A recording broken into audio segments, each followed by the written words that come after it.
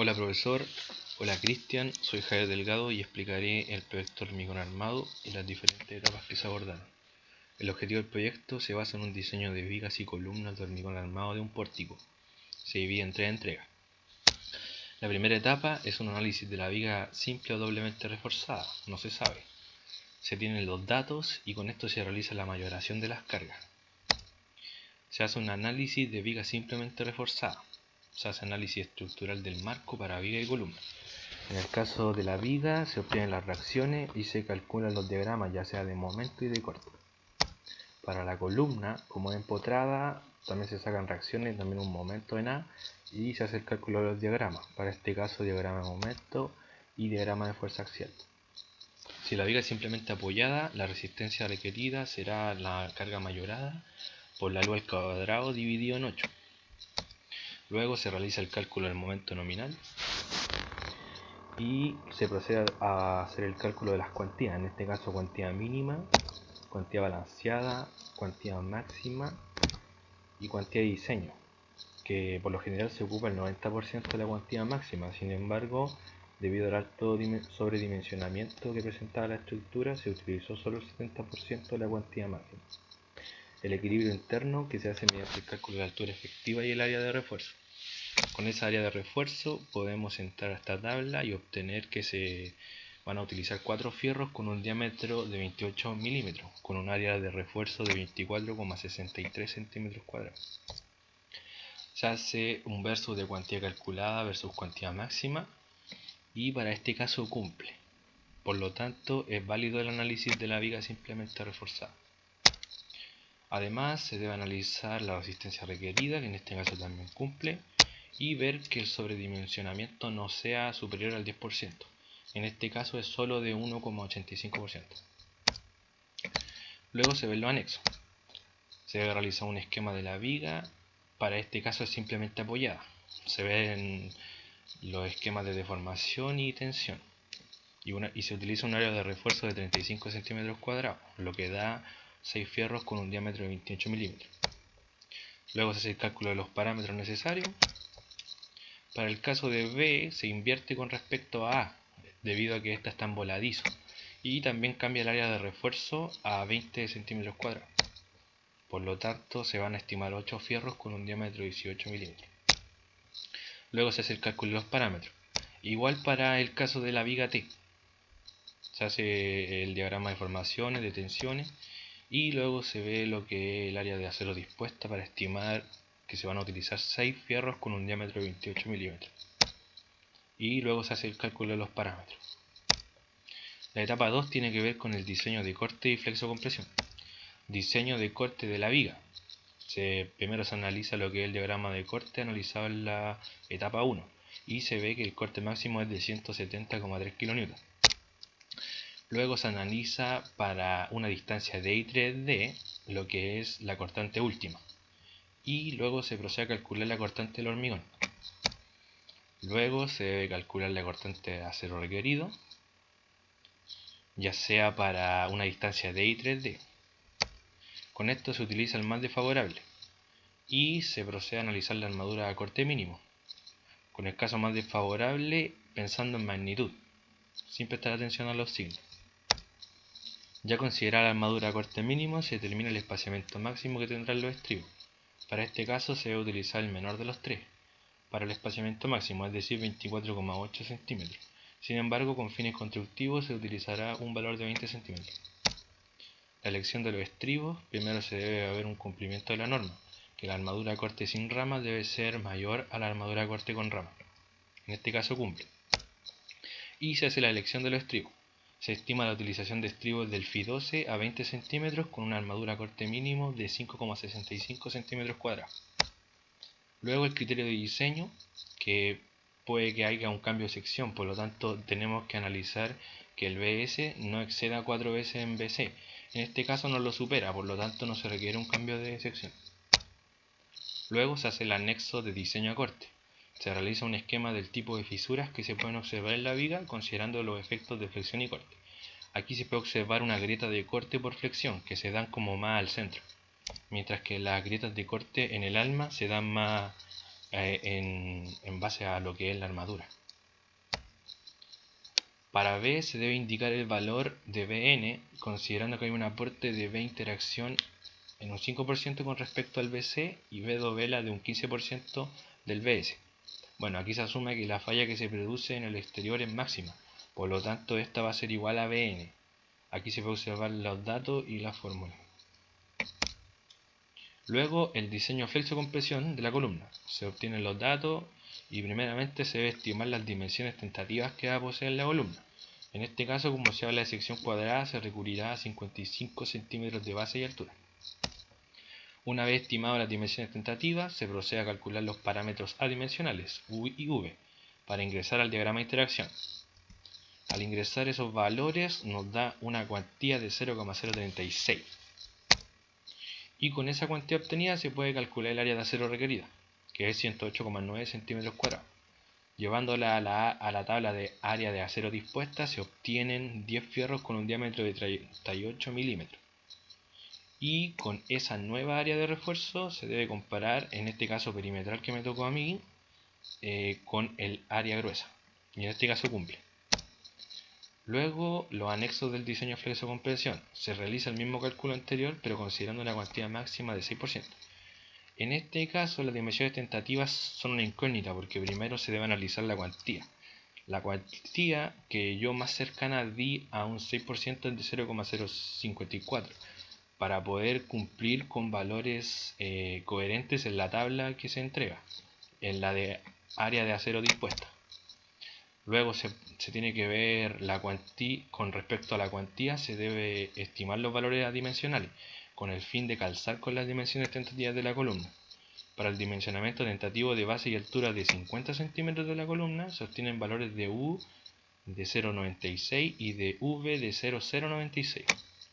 Y con estos datos calculados se puede obtener un área de acero requerido. Y con esto se puede estimar 12 fierros de diámetro del 38. Con un área de refuerzo de 136,1 centímetros cuadrados.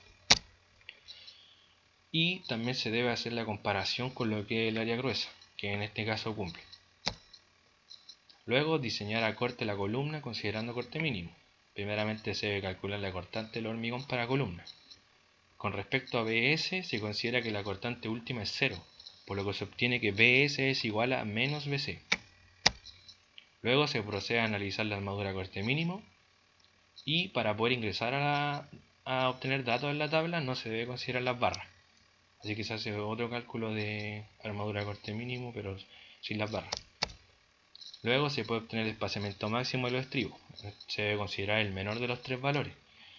En este caso se considera 24,8, pero con fines constructivos se utilizan múltiplos de 5, por lo que el espaciamiento máximo será de 25 centímetros. Con esto se obtienen estribos de Fi 12 a 25 centímetros con un área de refuerzo de 4,52 centímetros cuadrados. Para la parte 3 es un estado de servicio, detallamiento y ubicación. El estado de servicio, aquí se disponen de los datos anteriormente obtenidos. Primero se comienza por verificar la altura mínima recomendada. En este caso la altura mínima recomendada es del largo dividido en 16, que da 50 centímetros. Y la altura de la viga es 55, por lo que cumple con la especificación. Luego se hace el cálculo de la flecha instantánea. Se comienza primero por calcular el momento máximo sin la mayoración de carga. Luego se calcula la distancia al eje de la fisura. Luego se procede a calcular la inercia bruta, que es la inercia convencional que utilizamos. Y por último se obtiene el módulo de rotura del hormigón, FR, y con esto se puede calcular el momento que genera la fisura, que es MCR. Ahora tenemos que obtener la inercia de la sección transformada fisurada, ICR, con esas fórmulas que están encerradas, que se presentan acá. Debido a que es simplemente reforzado, no se va a considerar armadura de compresión. Y aquí se hace el cálculo. Con estos cálculos anteriormente se va a determinar la inercia efectiva, que a su vez se va a comparar con la inercia bruta.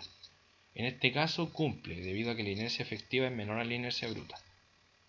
Y con esto se puede calcular la flecha instantánea, que en este caso da 1,86 centímetros aproximadamente.